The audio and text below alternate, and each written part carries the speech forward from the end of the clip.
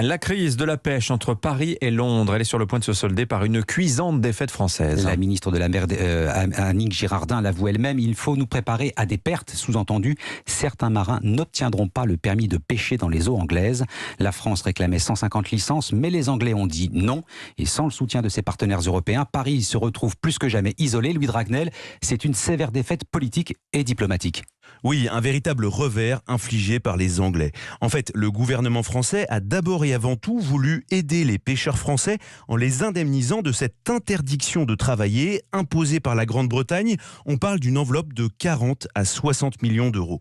Mais en cherchant à régler un problème de politique intérieure, le gouvernement d'Emmanuel Macron, sans le dire, vient d'abdiquer sur ce dossier à l'extérieur, c'est-à-dire face aux Anglais. Emmanuel Macron avait pourtant mobilisé les instances européennes pour faire en sorte que le différend ne soit pas franco-britannique, mais un vrai sujet entre l'Europe et le Royaume-Uni qui ne respecte pas l'accord du Brexit qu'il a signé.